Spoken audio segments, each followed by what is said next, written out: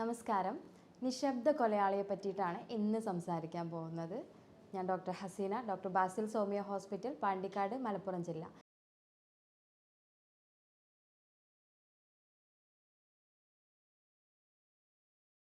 നിശബ്ദ കൊലയാളി എന്ന് പറയുമ്പോൾ എല്ലാവർക്കും അറിയുന്ന ഒരു കാര്യം തന്നെയാണ് ബ്ലഡ് പ്രഷർ അല്ലെങ്കിൽ ഹൈപ്പർ ടെൻഷൻ അല്ലെങ്കിൽ ഉയർന്ന രക്തസമ്മർദ്ദം എന്നൊക്കെ പറയുന്നത്. നമ്മളെ ക്ലിനിക്കിൽ വരുന്ന മിക്ക ആളുകളുടെയും കേസുകൾ പരിശോധിക്കുമ്പോൾ അതല്ലെങ്കിൽ മറ്റ് അസുഖങ്ങൾ സംസാരിച്ചിട്ട് ഇനി എന്തെങ്കിലും ഉണ്ടോ എന്ന് ചോദിക്കുമ്പോഴായിരിക്കും BP ഷുഗറൊക്കെ ഉണ്ട്. അതൊക്കെ ആളുകൾ നമുക്കൊരു പനിയും തലവേദനയും റിക്കറൻ്റായിട്ട് വരുന്നൊരു ജലദോഷം പോലെയൊക്കെ എടുത്തിട്ട് കറക്റ്റായിട്ടിന് അതൊരു ട്രീറ്റ്മെൻറ്റ് എടുക്കാതെയും അതല്ലെങ്കിൽ തന്നെ അതിനെ വലിയ രീതിയിലൊരു സീരിയസ്നെസ് ആക്കിയിട്ട് എടുക്കാതെയും ഒക്കെ തന്നെ നമ്മൾ പല പേഷ്യൻസിനെയും കാണാറുണ്ട്. ഇതിൽ മിക്കപ്പോഴും പല പേഷ്യൻസിനോട് നമ്മൾ മരുന്നെടുക്കുന്നുണ്ടോ ചോദിച്ചു കഴിഞ്ഞാൽ BPക്ക് മെഡിസിനൊന്നും എടുക്കുന്നില്ല, അത് വല്ലപ്പോഴും നോക്കുമ്പോൾ കൂടിയിട്ടുണ്ടാവും, പിന്നെ നോക്കുമ്പോൾ കുറഞ്ഞിട്ടുണ്ടാവും. അത്തരം വിഷയങ്ങൾക്ക് എന്തിനാണ് വെറുതെ മെഡിസിൻ എടുത്തിട്ട് നമ്മളെ കിഡ്നി ഫെയിലാക്കുന്നത്? ഇത്തരം വിഷയങ്ങളാണ് പലപ്പോഴും പറയാറുള്ളത്. നമ്മൾ അതിൻ്റെ സീരിയസ്നെസ് പറഞ്ഞു കൊടുക്കുമ്പോൾ മാത്രമാണ് ഈ BP അല്ലെങ്കിൽ ഹൈപ്പർ ടെൻഷൻ എന്ന് പറയുന്ന സംഭവം നമ്മുടെ ശരീരത്തിൽ എത്ര കണ്ട് ബുദ്ധിമുട്ടുണ്ടാക്കുന്നു എന്നുള്ളതും നമ്മളത് ശ്രദ്ധിക്കാതിരുന്നു കഴിഞ്ഞാൽ സ്ട്രോക്ക് പോലെയും അല്ലെങ്കിൽ നമുക്ക് ഡെത്ത് പോലെ സംഭവിക്കാം, അല്ലെങ്കിൽ അവസാനം വരെ അതായത് മരണം സംഭവിക്കാനുള്ള വലിയൊരു സബ്ജക്റ്റാണെന്ന് പോലും അവർ മനസ്സിലാക്കാറുള്ളത്. അപ്പോൾ ഇന്ന് നമ്മൾ സംസാരിക്കുന്നത് BP എങ്ങനെ കൺട്രോൾ ചെയ്യാം, നമ്മൾ ആ വിഷയത്തിൽ എന്തൊക്കെയാണ് ചെയ്യുന്നത്, BPക്ക് പ്രൊലോങ്ഡായിട്ട് ഉണ്ടെന്നറിഞ്ഞ കാലങ്ങളായിട്ട് മെഡിസിൻ കഴിക്കണം, മെഡിസിൻ കഴിക്കേണ്ടത് ആരൊക്കെയാണ്, അല്ലെങ്കിൽ എപ്പോൾ ഇത് നിർത്തി വയ്ക്കാം എന്നുള്ള കാര്യങ്ങളൊക്കെയാണ്.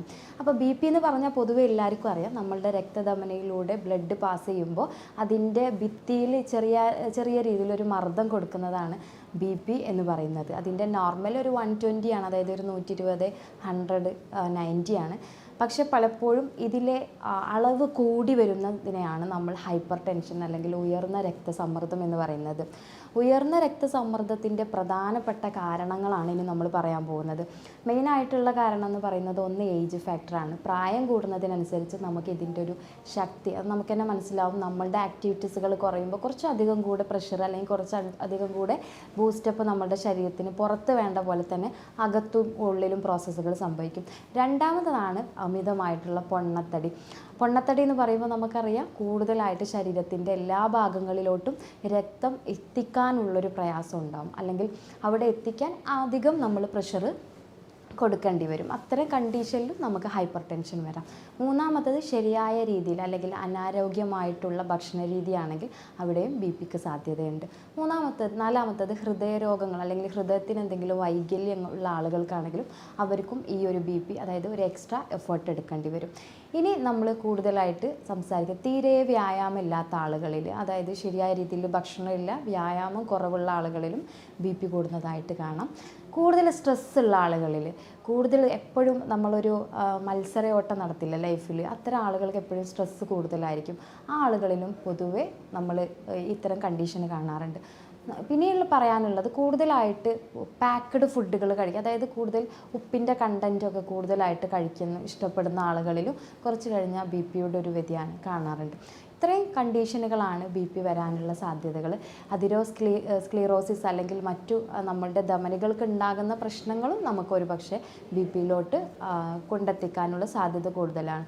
ഇത്രയും കാര്യങ്ങളാണ് സാധാരണ നമുക്കിടയിൽ BP കൂടാനുള്ള റീസൺസ്.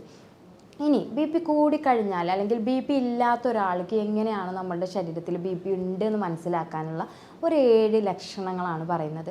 ചില പേഷ്യൻസ് പറയും, ഡോക്ടറെ എപ്പോഴും തല ചുറ്റലാണ്, ഇത് BP കുറഞ്ഞിട്ടാണോ എന്ന് പറയാറുണ്ട്. ശരിക്കും BP കുറയുമ്പോൾ തല ചുറ്റൽ എന്നുള്ളൊരു പ്രോസസ്സ് ഇല്ല. BP കൂടിയാലും നമുക്ക് തല ചുറ്റൽ അല്ലെങ്കിൽ ഒരു ഡിസിനസ്, അല്ലെങ്കിൽ നമ്മൾ രാവിലെ എണീക്കുന്ന സമയത്ത് വീഴാൻ പോവുക, ഒരു ബാലൻസ് കിട്ടാതിരിക്കുക, ഇതൊക്കെ പല റീസണും ഉണ്ട്. അതായത് ചിലപ്പോൾ നമുക്ക് ബാലൻസിൻ്റെ ഇഷ്യൂ ഉള്ള ആളുകൾക്കും, ചെവിയിൽ എന്തെങ്കിലും ഇഷ്യൂസ് ഉള്ള ആളുകൾക്കും, ഇയർ ഫ്ലൂയിഡിൻ്റെ പ്രശ്നങ്ങളുള്ള ആളുകൾക്കും, പഴുപ്പുള്ള ആളുകൾക്കൊക്കെ ബാലൻസിൻ്റെ പ്രോബ്ലംസ് വരാം, അല്ലെങ്കിൽ തലചുറ്റം, രക്തക്കുറവുള്ള ആളുകൾക്കൊക്കെ തലചുറ്റലുണ്ടാവും. പക്ഷെ കൂടെ നമുക്കിങ്ങനെ ഒരു കണ്ടീഷൻ, തല ചുറ്റുന്ന ഒരു കണ്ടീഷൻ അല്ലെങ്കിൽ ഈ ഒരു രീതിയിൽ പോവുകയാണെങ്കിൽ നമുക്കൊരു ഉന്മേഷമില്ലായ്മ അത്തരം രീതിയിലാണെങ്കിൽ നമ്മൾ കറക്റ്റായിട്ട് തന്നെ BP ചെക്ക് ചെയ്ത് വെരിഫൈ ചെയ്യാം. നമുക്ക് BP ചെക്ക് ചെയ്യുമ്പോൾ ഇന്ന് ചെക്ക് ചെയ്തിട്ട് അത് കുറവാണെങ്കിൽ എനിക്ക് BP കുറവാണെന്നും, ഇന്ന് ചെക്ക് ചെയ്യുമ്പോൾ കൂടുതലാണെങ്കിൽ എനിക്ക് കൂടുതലാണെന്നും ഒരിക്കലും വെരിഫൈ ചെയ്യരുത്. നമ്മൾ കണ്ടിന്യൂസ് ആയിട്ട് ഒന്നിടവിട്ടുള്ള ദിവസങ്ങളിലോ നമ്മൾ ഒരേ ടൈമിൽ പോയിട്ട് റിക്കറൻ്റ് ആയിട്ട് ഒരു 3-4 ദിവസമൊക്കെ BP ചെയ്യുമ്പോൾ നോക്കുന്ന സമയത്ത് നമുക്ക് കിട്ടുന്ന ഒരു വാല്യൂ വെച്ചിട്ട് നമുക്കൊരു വെരിഫിക്കേഷൻ ഐഡൻറ്റിഫിക്കേഷൻ നടത്തിയിട്ട് ഒരു ഡോക്ടറെ കൺസൾട്ട് ചെയ്തിട്ട് ഒരു ഒപ്പീനിയൻ എടുക്കാം. ഇനി നമ്മൾ അടുത്തത് പറയാനുള്ളത് തലവേദന ഉണ്ടാവും. തല ചുറ്റലൊന്നാണ്, തലവേദന ഉണ്ടാവും. പലപ്പോഴും തല ഒരു സൈഡ് വൈസ് മാറി മാറി നമുക്ക് വേദന വരാം. അത് മൈഗ്രെയിൻ ആണെന്ന് നമുക്ക് തെറ്റിദ്ധരിക്കാം. ചില ആളുകൾക്ക് കണ്ണിന് കാഴ്ചക്കുറവ് ഉണ്ടെങ്കിൽ ബാക്ക് സൈഡിൽ പെയിൻ ഉണ്ടാവും. അതുപോലെ ഇതും ബാക്ക് സൈഡിൽ പെയിൻ വരാനുള്ള സാധ്യത പലപ്പോഴും ഉണ്ട്. ഇടയ്ക്കിടയ്ക്ക് വരുന്ന തലവേദന നമുക്ക് BP-യുടെ വേരിയേഷൻ ആവാം, അല്ലെങ്കിൽ ഉയർന്ന രക്തസമ്മർദ്ദം ആവാം. അതും നിങ്ങൾക്ക് മാനേജ് ചെയ്യാം. അത് നോക്കിയിട്ട് എന്താ പ്രശ്നങ്ങളുള്ളത് കണ്ടെത്താം. മൂന്നാമതായിട്ടാണ് ശരീരത്തിനൊരു ക്ഷീണം, ഒരു ഉന്മേഷമില്ലായ്മ. എന്താ റീസൺ അറിയില്ല. ശരിയായ രീതിയിൽ ഭക്ഷണം കഴിക്കുന്നുണ്ട്, ഉറങ്ങുന്നുണ്ട്, ബട്ട് സ്റ്റിൽ ഇപ്പോഴും ഒരു ക്ഷീണം തോന്നുകയാണ്. അത്തരം കണ്ടീഷനിലും നമുക്ക് ബ്ലഡ് പ്രഷർ ചെക്ക് ചെയ്തിട്ട് വെരിഫൈ ചെയ്യാവുന്നതാണ്. ഇനി അടുത്ത സിംറ്റംസ് പറയാനുള്ളതാണ് നമുക്ക് വിഷൻ പ്രോബ്ലംസ്. കണ്ണിന് എന്തെങ്കിലും പ്രശ്നങ്ങൾ വരിക, ചിലപ്പോൾ കണ്ണ് പെട്ടെന്ന് കാണാതിരിക്കുക, അല്ലെങ്കിൽ സൈഡ് വൈസിൽ വിഷനിൽ എന്തെങ്കിലും വ്യത്യാസങ്ങൾ വരിക, ബ്ലറാവുക, നമുക്ക് കറക്റ്റായിട്ടൊരു നമ്മൾ പോയിൻ്റ് ഔട്ട് ചെയ്യാൻ പറ്റാത്തൊരു വിഷൻ പ്രോബ്ലം ഇടയ്ക്കിടയ്ക്ക് വന്നുകൊണ്ടിരിക്കുകയാണെങ്കിൽ തീർച്ചയായിട്ടും നമ്മൾ BP ചെക്ക് ചെയ്ത് നോക്കേണ്ടതാണ്. അടുത്തതായിട്ട് നമ്മൾ ചുമ്മാ നടന്നു പോവുകയാണെങ്കിലും, കുറച്ച് നിരപ്പായ സൈഡിലൂടെ നടന്നു പോവുകയാണെങ്കിലും ഇടയ്ക്കിടയ്ക്ക് നമുക്കൊരു ബ്രീത്തിങ് ഡിഫിക്കൽറ്റി, ശ്വാസം എടുക്കാൻ ഒരു ബുദ്ധിമുട്ട്, അല്ലെങ്കിൽ ഒരു കിതപ്പ്, അതൊക്കെ ഒരു നോർമൽ ലിമിറ്റ് കഴിഞ്ഞിട്ടുണ്ടെങ്കിൽ തീർച്ചയായിട്ടും അത് കൺഫേം ചെയ്യണം BP-യുടെ വേരിയേഷൻ ആണോ എന്നുള്ളത്. ഇനി പറയാനുള്ളത് ഒരു ഹാർട്ടിൽ ഒരു പ്രോബ്ലംസ് വരിക, ലൈക്ക് ചിലപ്പോൾ ഒരു ഹാർട്ടിൽ ഒരു പെയിൻ വരിക, ഇടയ്ക്കിടയ്ക്ക് പെയിൻ വരിക, എന്നാൽ നല്ല പെയിൻ ഇല്ലതാനും. അതുപോലെ തന്നെ നമുക്ക് ഹൃദയമിടിപ്പ് കൂടി വരിക. അത്തരം കണ്ടീഷനിലും BP-യുടെ വേരിയേഷൻ ഉണ്ടോ എന്ന് കറക്റ്റായിട്ട് മനസ്സിലാക്കുക. പിന്നെ കൂടുതൽ സ്ട്രെസ് അടിക്കുന്ന ഒരാളാണ്, കൂടുതൽ ജോബിൻ്റെ പ്രഷർ, അവർക്ക് ശരിയായ രീതിയിൽ ഉറക്കം കിട്ടുന്നില്ല, മാനസികപരമായിട്ട് തീരെ റിലാക്സേഷൻ ഇല്ലാത്ത ആളുകളിലും ഇത്തരം കണ്ടീഷൻ ഉണ്ടാവും. അപ്പോൾ നിങ്ങൾ തീർച്ചയായിട്ടും അത്തരം ആളുകളാണെങ്കിലും നിങ്ങൾ ഇങ്ങനെയൊക്കെ പ്രോബ്ലംസ് ഇതിൻ്റെ പിന്നാലെ വരുന്നുണ്ട് എന്നുണ്ടെങ്കിൽ നിങ്ങൾക്ക് ഇടയ്ക്കിടയ്ക്ക് ഒന്ന് ചെക്ക് ചെയ്തിട്ട് വെരിഫൈ ചെയ്തിട്ട് ഒരു ഡോക്ടറുടെ ഒപ്പീനിയൻ എടുക്കാവുന്നതാണ്. ഇനി നമുക്ക് BP ഉണ്ട് എന്ന് മനസ്സിലായി. അതായത് ഏത് കണ്ടീഷനിലാണ് നമ്മൾ ഇനി മെഡിസിൻ എടുക്കേണ്ടി വരിക, ഇത്തരം കണ്ടീഷനാകുമ്പോൾ ഏത് വയസ്സിലാണ് എടുക്കേണ്ടി വരിക, BP-ക്ക് മെഡിസിൻ എടുക്കാതിരുന്നാൽ പ്രശ്നമുണ്ടോ എന്നൊക്കെ ആയിരിക്കും നമ്മളിൽ മിക്ക ആളുകളുടെയും ഒരു തോട്ട്സ് എന്ന് പറയുന്നത്. സാധാരണ ഹെൽത്തി ആയിട്ടുള്ള ഒരാൾ, അതായത് നമ്മൾ പറഞ്ഞു BP കൂടുക അല്ലെങ്കിൽ ഹൈപ്പർ ടെൻഷൻ്റെ മെയിൻ ആയിട്ടുള്ളൊരു കാരണം ഏജ് കൂടുക എന്നുള്ളതാണ്. അപ്പോൾ ഏജ് ഇല്ലാത്ത ഒരാൾ, ലൈക്ക് ഒരു 30-ൽ ഇരിക്കുന്ന ഒരാൾ, 25-ൽ ഇരിക്കുന്ന ഒരാൾ, അവർക്ക് ഒരു ചെറിയ രീതിയിൽ നമ്മൾ മറ്റെന്തെങ്കിലും ഒരു അസുഖത്തിനായിട്ട് പോകുമ്പോൾ BP കൂടുതലായിട്ട് കണ്ടു. അപ്പോൾ അവരുടെ ലൈഫ് സ്റ്റൈലൊക്കെ കറക്റ്റ് അല്ലാതിരിക്കുന്ന ഒരു സിറ്റുവേഷൻ ആണ് എന്നുണ്ടെങ്കിൽ തീർച്ചയായിട്ടും അത് കറക്റ്റ് ചെയ്ത് കഴിഞ്ഞാൽ പ്രൊലോങ്ഡ് ആയിട്ട് മെഡിസിൻ എടുക്കേണ്ട ആവശ്യം ഇല്ല. അതായത് ബട്ട് അവരൊരു ഒരു ഐസൊലേഷൻ അല്ലെങ്കിൽ ഒരു ഒബ്സർവേഷനിൽ ഇരിക്കുന്ന രീതിയിലായിരിക്കണം. അവരവരുടെ ഡയറ്റ് കൺട്രോൾ ചെയ്യണം, അവരുടെ ഫുഡ്, അവരുടെ വ്യായാമം, അവരുടെ ഭക്ഷണ രീതി, അവരുടെ ഉറക്കം, അവരുടെ സ്ട്രെസ്സ്, ഇതെല്ലാം തന്നെ അവർ ബാലൻസ്ഡ് ആണെങ്കിൽ അവർക്ക് റീചെക്കപ്പ് ചെയ്തിട്ട് വെരിഫൈ ചെയ്ത് അത് മറ്റെന്തെങ്കിലും റീസൺ കാരണം വന്ന BP ആണെങ്കിൽ നിങ്ങൾക്ക് മരുന്ന് കഴിക്കേണ്ട ആവശ്യമില്ല. ബട്ട് ഇതേ ഒരാൾ ഒരു 60 ഏജിൻ്റെ മേലുള്ള ഒരാൾക്ക് നമ്മൾ ചെക്ക് ചെയ്യുമ്പോൾ ഇങ്ങനെ കാണുന്നുണ്ടെങ്കിൽ തീർച്ചയായിട്ടും മെഡിസിൻ എടുക്കേണ്ട ആവശ്യമുണ്ട്. ചില പേഷ്യൻസ് പറയും എനിക്ക് BP ഉണ്ട് കൂടിയെന്ന് വിചാരിച്ചിട്ട് എനിക്ക് പ്രശ്നങ്ങളൊന്നുമില്ല, ഈ പറഞ്ഞ കാര്യങ്ങളൊന്നും എനിക്കില്ല, അപ്പം ഞാൻ മരുന്ന് എടുക്കണമെന്ന് ചോദിക്കാറുണ്ട്. തീർച്ചയായും മെഡിസിൻ എടുക്കണം. നമ്മൾ ഇതൊക്കെ സിംറ്റംസ് വന്നുകൊണ്ടിരിക്കുക അല്ലെങ്കിൽ ലക്ഷണങ്ങൾ വന്നുകൊണ്ടിരിക്കുക. നമ്മൾക്ക് BP-ക്ക് മരുന്ന് കഴിക്കുന്നില്ലെങ്കിലും BP കൂടിക്കഴിഞ്ഞാൽ അല്ലെങ്കിൽ നമ്മുടെ ശരീരത്തിൽ BP-യുടെ ഒരു പ്രശ്നങ്ങളും കാണിക്കുന്നില്ലെങ്കിലും നമ്മുടെ ശരീരത്തിൽ നമ്മൾ ആദ്യമേ പറഞ്ഞു രക്തധമനികളിൽ ഉണ്ടാക്കുന്ന പ്രഷർ അത് നമുക്ക് ചെയ്തുകൊണ്ടിരിക്കും. അത് കൺട്രോൾ അല്ല എന്നുണ്ടെങ്കിൽ ആ ഒരു പ്രഷർ ഇങ്ങനെ ഉണ്ടായിക്കൊണ്ടേയിരിക്കും. ഉണ്ടാകുന്ന സമയത്ത് നമ്മളുടെ ഭിത്തികളിൽ അത് ക്ഷതം വരുത്തും. നമുക്ക് നോർമലി ചിന്തിച്ചാൽ മനസ്സിലാവും, അതിന് താങ്ങാൻ പറ്റാത്തൊരു പ്രഷർ ചെല്ലുമ്പോൾ നോർമലി അതിങ്ങനെ കുറേ കാലങ്ങൾ കഴിയുമ്പോൾ അത് കൺട്രോൾ അല്ലാതിരിക്കുമ്പോൾ ക്ഷതം സംഭവിച്ചിട്ടാണ് പിന്നീട് നമുക്ക് സ്ട്രോക്ക് അല്ലെങ്കിൽ അറ്റാക്ക് അതല്ലെങ്കിൽ ഡെത്ത് എന്നുള്ള രീതിയിലൊക്കെ വരിക. അപ്പോൾ എപ്പോഴും നമ്മൾ ഉണ്ടെന്നറിഞ്ഞാൽ നിങ്ങൾക്ക് ബുദ്ധിമുട്ടുണ്ടെങ്കിലും ഇല്ലെങ്കിലും ഡോക്ടറുടെ നിർദ്ദേശപ്രകാരം നമുക്ക് ട്രീറ്റ്മെൻറ്റ് ആവശ്യമായിട്ട് വരും. സ്റ്റില്ലോ നമ്മൾ ഈ ട്രീറ്റ്മെൻറ്റ് എടുക്കുന്നുണ്ടെങ്കിൽ മറ്റെന്തെങ്കിലും അല്ലെങ്കിൽ മറ്റെന്തെങ്കിലും കാര്യങ്ങൾ വെച്ചിട്ട് ഇത് കൺട്രോൾ ചെയ്യാൻ പറ്റുമോ എന്നുണ്ട്. പല കാര്യങ്ങളും വെച്ചിട്ട് നമുക്ക് നാച്ചുറലായിട്ട് കൺട്രോൾ ചെയ്യാൻ പറ്റുമെന്നുണ്ടെങ്കിലും അതൊക്കെ തന്നെ മെഡിസിൻ്റെ കൂടെയും അതുപോലെ തന്നെ വളരെ ലൈറ്റായിട്ട് കണ്ട ആളുകളിലും പിന്നീട് ഒരു തവണ വന്ന് പിന്നീട് ഒന്നും സംഭവിക്കാതിരിക്കുന്ന സിറ്റുവേഷനിലും മാത്രമാണ് അത് ഉപകാരപ്പെടുക. അപ്പോൾ എന്തെങ്കിലും ഒരു നാച്ചുറൽ മെഡിസിൻസ് കഴിച്ചിട്ടോ അല്ലെങ്കിൽ നാച്ചുറൽ മാറ്ററുകൾ ചെയ്തിട്ട് BP കൺട്രോൾ ചെയ്യുക എന്നൊരിക്കലും വിചാരിക്കരുത്. അതിന് ആവശ്യമായിട്ടുള്ള കാര്യങ്ങളൊക്കെ കറക്റ്റ് ചെയ്തതിൻ്റെ ശേഷം ശേഷം അല്ലെങ്കിൽ അതോടൊപ്പം തന്നെ നാച്ചുറലായിട്ടുള്ള കാര്യങ്ങൾ ചെയ്യുമ്പോഴാണ് അതിനൊരു റിസൾട്ട് ഉണ്ടാവുക എന്നുള്ളത്. ഇനി അപ്പോൾ എന്തായാലും നിങ്ങൾക്ക് കൂടുതലായിട്ട് നിങ്ങളുടെ ഏജ് ഫാക്ടറിനെ അല്ലെങ്കിൽ നിങ്ങളുടെ സാഹചര്യത്തെ, നിങ്ങളുടെ പൊണ്ണത്തടി അല്ലെങ്കിൽ നിങ്ങളുടെ പ്രമേഹം, അതല്ലെങ്കിൽ നിങ്ങളുടെ സ്ട്രെസ്സ്, ഇതിനൊക്കെ ഡിപ്പെൻഡ് ചെയ്തിട്ടാണ് നിങ്ങൾ ടാബ്ലറ്റ് കഴിക്കണോ വേണ്ടേ എന്ന് ഡിസൈഡ് ചെയ്യുന്നത്. അപ്പോൾ ഇനി ഇത്രയും കണ്ടീഷൻ ഉണ്ടെങ്കിൽ നമ്മൾ ചെയ്യേണ്ട കാര്യങ്ങൾ എന്തൊക്കെയാണെന്നുള്ളതാണ്. പ്രധാനപ്പെട്ട 45 മിനിറ്റ് നിങ്ങൾ ഡെയിലി എക്സസൈസ് ചെയ്യുക. ഈ 45 മിനിറ്റ് എക്സസൈസ് ചെയ്യുമ്പോൾ 5.4 മില്ലി നമുക്ക് നമ്മളുടെ BP കുറക്കാൻ പറ്റും.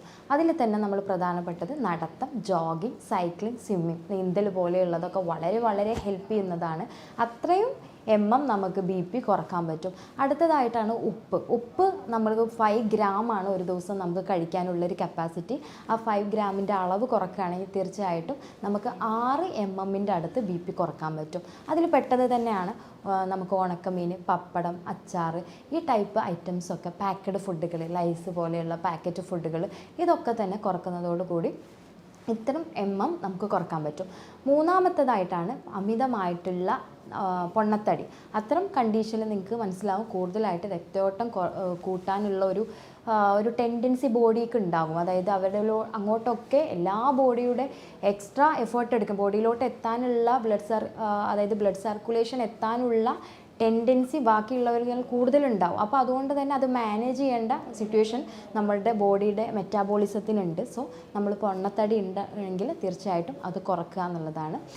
ഇനി ചെയ്യാനുള്ള കാര്യം സ്ട്രെസ് ഹോർമോൺ കുറക്കുക. നമ്മളുടെ ശരീരത്തിൽ കോർട്ടിസോൺ അല്ലെങ്കിൽ അഡ്രിനാലിൻ ഉണ്ടാകുന്ന പ്രശ്നങ്ങൾ, പ്രത്യേകിച്ച് സ്ത്രീകളിലാണത്. ജോലിക്കൊക്കെ പോകുന്ന സ്ത്രീകളിലാണെങ്കിൽ മക്കളുടെ കാര്യങ്ങൾ, ഫുഡ്, വീട്ടിലെ ജോലി, അല്ലെങ്കിൽ പുറത്തുള്ള സ്ട്രെസ്സ്, വർക്കിലെ സ്ട്രെസ്സ്, ഇതൊക്കെ ആകുമ്പോൾ പ്രത്യേകിച്ച് രാവിലെകളിൽ അവർക്ക് സ്ട്രെസ്സ് കൂടുതലായിരിക്കും. പിന്നീട് വൈകുന്നേരങ്ങളിലും സ്ട്രെസ്സ് കൂടുന്നൊരു സിറ്റുവേഷൻ കാണാറുണ്ട്. പുരുഷന്മാരിലാണെങ്കിലും ഓക്കെ ഉണ്ടാവാറുണ്ട്. എങ്കിൽ പോലും അത്തരം കണ്ടീഷൻ ഉണ്ടെങ്കിൽ ഹോർമോൺസിൻ്റെ ഉൽപ്പാദനം നമ്മൾ കുറക്കാൻ വേണ്ടിയിട്ട് ശരിയായ രീതിയിൽ നമുക്ക് മനസ്സിന് ശാന്തി കൊടുക്കാവുന്നതാണ്. ലൈക്ക് നമുക്ക് യോഗ, അതല്ലെങ്കിൽ മറ്റ് മെഡിറ്റേഷൻ, യോഗ, അതുപോലെ തന്നെ പ്രാർത്ഥന, ഇതിലൂടെയൊക്കെ കറക്റ്റായിട്ട് നമുക്കൊരു വേരിയേഷൻ അല്ലെങ്കിൽ അതിൽ നിന്ന് ഒരു ഹാപ്പി ഹോർമോൺ പ്രൊഡ്യൂസ് ചെയ്യാൻ പറ്റും. അതിന് വേണ്ടിയിട്ട് നമ്മൾ ആദ്യം ചെയ്യേണ്ട കാര്യങ്ങൾ ടൈമുകൾ എപ്പോഴും ടൈറ്റ് ഷെഡ്യൂളാക്കി വെക്കരുത്. പലപ്പോഴും റിലാക്സേഷൻ കിട്ടാവുന്ന രീതിയിൽ കുറച്ച് ടൈം നേരത്തെ എണീറ്റ് വർക്കുകൾ നമ്മൾ കറക്റ്റ് ചെയ്യുന്ന രീതിയിലാക്കി കഴിഞ്ഞാൽ ഒരു പരിധിവരെ സ്ട്രെസ്സ് ഹോർമോൺ, അമിതമായിട്ടുള്ള ഓട്ടത്തിനിടയിൽ വരുന്ന സ്ട്രെസ്സ് ഹോർമോൺ നമുക്ക് കുറക്കാൻ പറ്റും. ഇനി നമ്മൾ ചെയ്യാനുള്ളത് കുറച്ചധികം നമ്മൾ ഹാപ്പി ആയിട്ടുള്ള മേഖലകളിൽ ഉൾപ്പെടുക എന്നുള്ളതാണ്. യാത്രകൾ പോകുക, അതുപോലെ തന്നെ ഇഷ്ടമുള്ള കാര്യങ്ങൾ ചെയ്യുക, എന്തെങ്കിലും കോൺസെൻട്രേറ്റ് ചെയ്തിട്ട് ചെയ്യാൻ പറ്റുന്ന വർക്കുകൾ സ്ട്രെസ്സ് കൊടുക്കാതെ കോൺസെൻട്രേറ്റ് ചെയ്ത് ചെയ്യുക. അതുപോലെ തന്നെ ആർട്ടിഫിഷ്യലായിട്ട് എന്തെങ്കിലും മേക്ക് ചെയ്യാം. നമുക്ക് കൂടുതലായിട്ടും പെറ്റ്സുകളൊക്കെ ഉണ്ടെങ്കിൽ നമുക്ക് കൂടുതൽ സംസാരിക്കുന്നത് പോലും റിലാക്സേഷൻ കുറക്കും. അതുപോലെ തന്നെ ഡെയിലി കണ്ണാടിയുടെ ഫ്രണ്ടിൽ നോക്കിയിട്ട് ഒരു 5 മിനിറ്റ്സ് നമുക്കുള്ള തന്നെ കോൺഫിഡൻ്റ് ആയിട്ട് സംസാരിക്കുന്നതും നമുക്ക് സ്ട്രെസ് ഹോർമോൺ കുറക്കാൻ പറ്റും. ഇത്രയും കാര്യങ്ങളൊക്കെ നമുക്ക് ശരീരത്തിൽ ചെയ്യാം. പിന്നെ നമുക്ക് എന്തൊക്കെ അവോയ്ഡ് ചെയ്യണം അത്തരം കാര്യങ്ങൾ അവോയ്ഡ് ചെയ്യുക. ജങ്ക് ഫുഡ്, അതുപോലെ തന്നെ ഓയിലി ഫുഡുകൾ, അത്തരം കാര്യങ്ങളൊക്കെ കൺട്രോൾ ചെയ്യുന്നത് വഴി തന്നെ നമുക്കൊരു പരിധിവരെ BP നോർമലൈസ് ചെയ്ത് കൊണ്ടുവരാൻ പറ്റും. 7 മണിക്കൂർ നിർബന്ധമായിട്ടും നമ്മൾ ഉറങ്ങുക. ലോ ഗ്ലൂക്കോസ് ലെവലായിട്ടുള്ള ഭക്ഷണങ്ങൾ കൂടുതലായിട്ട് കൊണ്ടുവരിക. വെജിറ്റബിൾസ്, ഫ്രൂട്ട്സ്, നട്ട്സുകൾ കഴിക്കുക. മുട്ട, പ്രോട്ടീൻ അടങ്ങിയ ഭക്ഷണങ്ങൾ കഴിക്കുക. വെള്ളം ധാരാളം കുടിക്കുക. ഇലക്കറികൾക്ക് മുൻതൂക്കം കൊടുക്കുക. അതുപോലെ തന്നെ കൂടുതൽ ശ്രദ്ധിക്കേണ്ട കാര്യങ്ങൾ കുറച്ചും കൂടി അധികമായിട്ട് പഴങ്ങൾ, പച്ചക്കറികൾ, പാലുൽപ്പന്നങ്ങൾ അളവ് കുറച്ചിട്ട്, അതുപോലെ തന്നെ യോഗട്ട്, ഇത്രയും ഫുഡുകളൊക്കെ നമ്മളെ ഭക്ഷണത്തിൽ ഉൾപ്പെടുത്താം. ചെറിയ മത്സ്യങ്ങൾ ഉൾപ്പെടുത്തുന്നതും നമുക്ക് നല്ലതാണ്. ഇത്തരം വിഷയങ്ങൾ ഉണ്ടാകുമ്പോൾ നമുക്ക് സ്ഥിരമായിട്ട് മരുന്നെടുക്കണോ വേണ്ടതെന്ന് തീരുമാനിക്കുന്നത് ആസ് യൂഷ്വൽ ഒരു ഡോക്ടറും അവരുടെ പേഷ്യൻറ്റിൻ്റെ കറക്റ്റായിട്ടുള്ളൊരു ഡയറ്റ്, എക്സസൈസ് മാനേജ്മെൻറ്റ് നോക്കിയതിന് ശേഷമാണ്. ഹോമിയോപ്പതിയിൽ നമുക്ക് ബ്ലഡ് ഷുഗറിന് കറക്റ്റായിട്ട് മെഡിസിൻസ് ഫോളോ അപ്പ് എടുക്കാൻ പറ്റും. അതിൽ തന്നെ കൃത്യമായിട്ട് ഇതേ ഭക്ഷണ രീതിയും അതൊക്കെ കൂട്ടത്തിൽ കൊണ്ടുപോവുകയാണെങ്കിൽ നമുക്ക് നല്ല രീതിയിൽ വ്യത്യാസങ്ങൾ കൊണ്ടുവരാൻ പറ്റും. ഇത്തരം വിഷയങ്ങൾ ഉണ്ടാകുമ്പോൾ നമ്മൾ കറക്റ്റായിട്ടൊരു പേഷ്യൻസിനെ മാനസികപരമായിട്ടും ശാരീരികപരമായിട്ടും അപഗ്രഥിച്ചതിന് ശേഷം നമ്മൾ ജർമ്മൻ മെഡിസിൻസ് കൊടുക്കുന്നതോടുകൂടി പേഷ്യൻസിൽ നല്ല രീതിയിൽ ഇമ്പ്രൂവ്മെൻറ്റ് വരാനുള്ളൊരു സാധ്യതയുണ്ട്. ഇത്തരം വിഷയങ്ങളായിട്ട് ബന്ധപ്പെട്ട് എന്തെങ്കിലും സംശയങ്ങളുണ്ടെങ്കിൽ താഴെയുള്ള വാട്സപ്പ് നമ്പറിൽ കോൺടാക്റ്റ് ചെയ്യാവുന്നതാണ്. ഞാൻ doctor Hasina, doctor Basil സോമിയ hospital, Pandikkad, Malappuram ജില്ല.